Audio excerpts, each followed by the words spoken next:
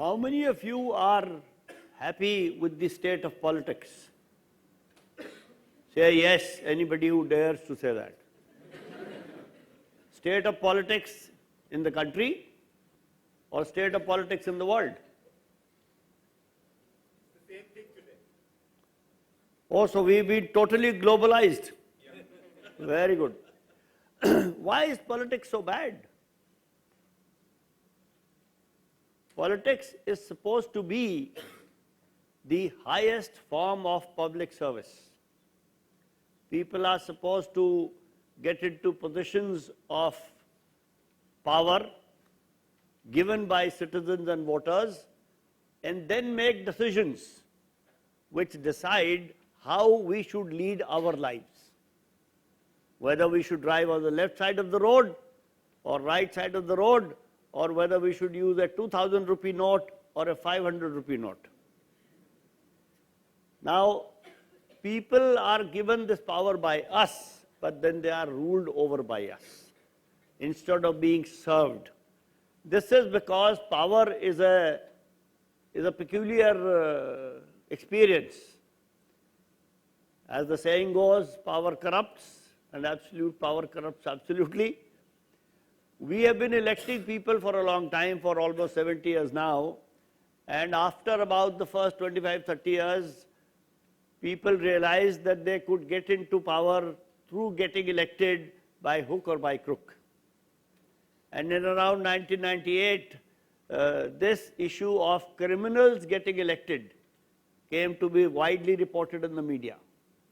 A friend of mine got very upset and decided to do something about it. I spent 3 months trying to convince him that we were professors, our job was to read, write, and occasionally teach. But we don't have to worry about all this stuff. But this guy who was significantly younger than me in age would get angry faster than I did, and he said we must do something about it. One thing led to another. We meaning a group of 11 people, we ended up filing a public interest litigation asking that candidates contesting elections should declare or disclose if they have any pending criminal cases against them. This was important because if you had been convicted in a criminal case, that would be available in records easily. But if you have a pending case against you, if you are contesting from Noida and you have a pending criminal case against you in Trichinopoli, nobody would ever know. So the Delhi High Court said, yes, candidates contesting elections should declare their pending criminal cases, their financial assets and liabilities, and their educational qualifications. We thought our job was done, being professors. But we discovered that the Union of India, the government of India, decided to appeal in the Supreme Court against that decision of the High Court. It actually stunned us because we thought that was a good thing. Well, so be it. We became respondents in the Supreme Court. I learned the word respondents much later when I studied law.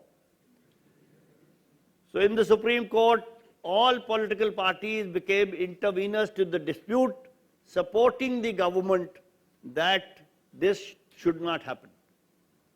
The Supreme Court found merit in this and upheld the decision of the High Court and told the Election Commission of India to implement this in 2 months. The Election Commission of India wrote to the Government of India. You know, these things write to each other.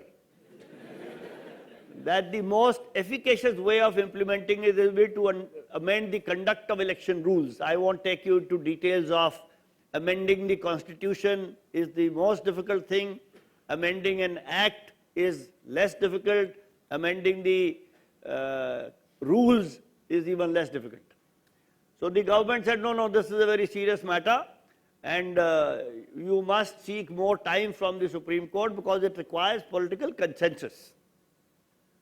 The Election Commission wrote back to the Government of India saying, we don't need more time. If you need more time, you go to the Supreme Court. So we thought that is where the matter will rest.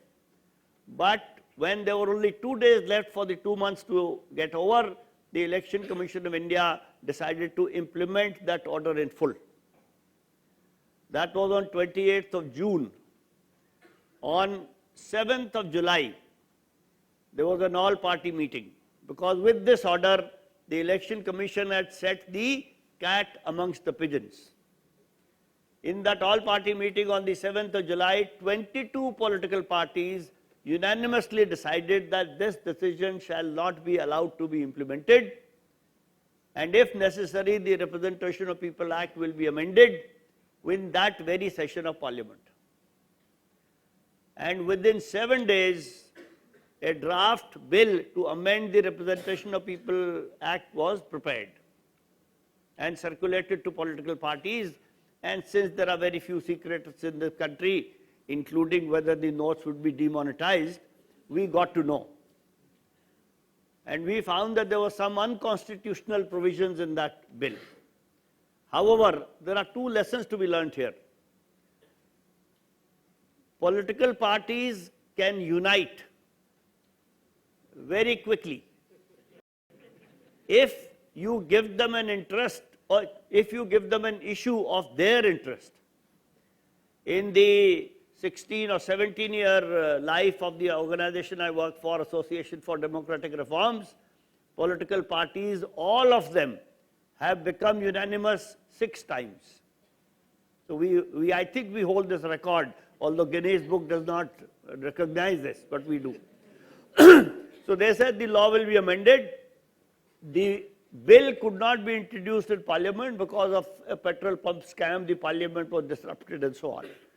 So we thought now till the end of the session we can go on. But no, the cabinet felt so strongly about this issue that they decided to send an ordinance to the President of India. Now I hope some of you know under what conditions an ordinance is to be issued under the Constitution of India. There is a gross external or internal threat to the integrity of the country. An extreme emergency has arisen which must be tackled right now, cannot wait for Parliament to come in session. This fact that candidates contesting elections for assemblies, state assembly elections and Parliament had to disclose their pending criminal cases was such a serious matter. So 30 people from across the country met the then recently elected President Abdul Kalam, and we explained to him that there was certain things in this ordinance which were unconstitutional and you should be careful while signing it. The meeting was scheduled for half an hour, it lasted for an hour and a half. He made notes, did not say anything, and 30 of us spoke at length. He did not sign the ordinance, he returned it, which is not a normal phenomenon. So we thought that was the end of the story. But no, the cabinet sent it back exactly in the same form, and under the tradition, the President had to sign it. The Representation of People Act stood amended. We went to the Supreme Court against the amendment in the Act, saying the following sections are unconstitutional. To our great pleasure and surprise and renewed belief in judiciary and its independence, the Supreme Court said that the amended law was unconstitutional, and that is the end of the matter. People will henceforth have to declare their criminal cases, their educational qualifications, their financial assets and liabilities. In 2003. Since then, every candidate contesting elections has to file an affidavit, a sworn affidavit, giving out this information.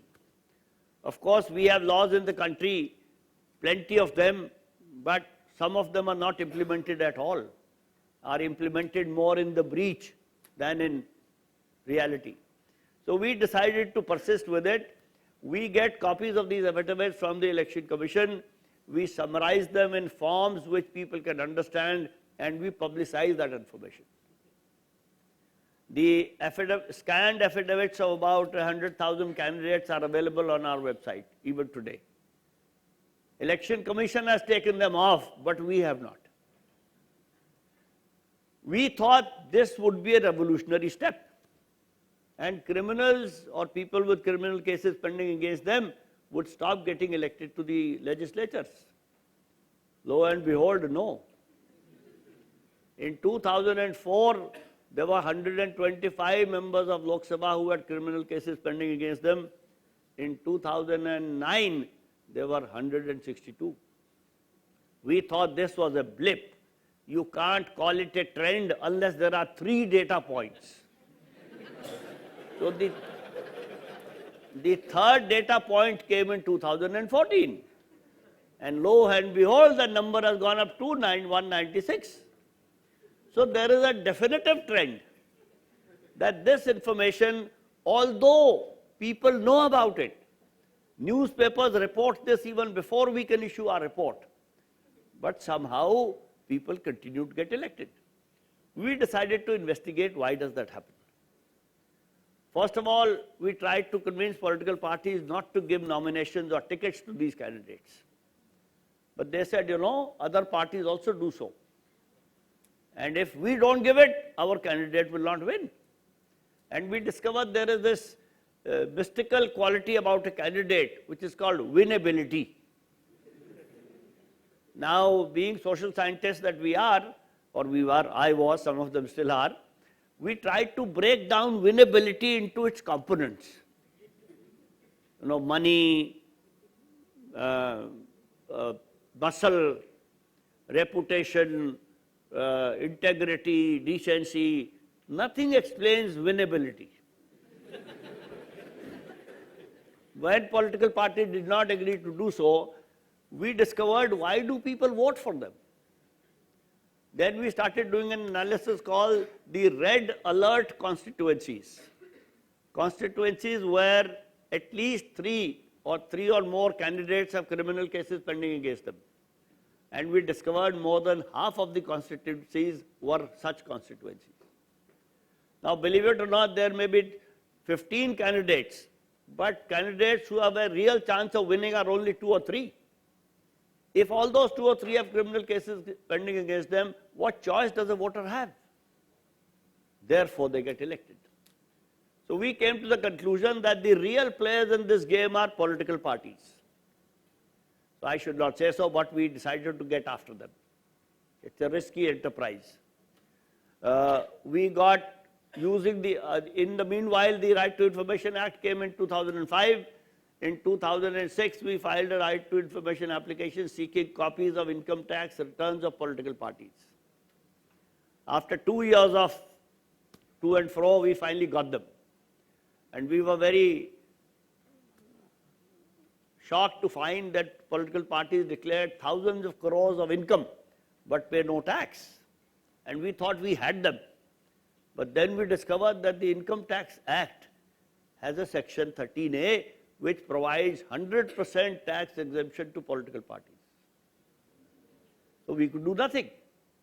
Then we discovered a little known provision that this exemption will be available provided a political party gives a statement of donations of more than 20,000 rupees each to the Election Commission of India. So we went to the Election Commission, got the statement. Anyway, we found that not too many parties give that statement, but then they started giving. And we discovered that these donations worth more than 20,000 rupees each explain only 20 to 25% of the total income of political parties. 75 to 80% of the income of political parties, all of them put together, is from unknown sources. In order to get those sources, we went to political parties with RTI applications. Tell us, where have you got this money from? They said, we are not under the RTI Act. So we went to the Central Information Commission. If their income tax returns are available, why are they not public authorities? The Information Commission said, no, give us more data. So we spent 2 years, filed more than 2,000 RTI applications to government departments, collected data, presented it to the Information Commission, and on the 3rd of June 2013, the CIC said 6 national political parties are public authorities under the RTI Act. We said again, job done. But none of the 6 parties honored this order. We went to the CIC again, they are not following your order, please get your order implemented. CIC sent show cause notices to 6 parties. Nobody responded. On 16th of March 2015, the CIC wrote in a decision that we do not have the wherewithal to get our legal order implemented. इसको हिंदी में कहते हैं CIC ने हाथ खड़े कर दिए. Now we are in the Supreme Court saying, please get this order of the Central Information Commission implemented. The first party to respond to our petition was the Union of India, which said political parties should not be under the Right to Information Act. The case is still pending. We are still fighting. Politics will improve, if ever, provided citizens stand up and fight. Take politics back from politicians and be responsible for that. There's a cliche that war is too serious a business to be left only to the generals. If you paraphrase that, politics is too serious a business to be left only to politicians. When the first order came of the High Court, a very senior leader who was a minister in the Central Cabinet said, people who have never contested elections are trying to teach us how to contest elections. We said we have not contested elections and we will not contest elections, but we vote in the elections. We are a stakeholder in the elections. Please take that responsibility seriously. And the last words in the clock is ticking. I have only about, 5, 10, 15 years to go. You guys have much longer to go. And going to the US of A does not seem to be a very attractive proposition now.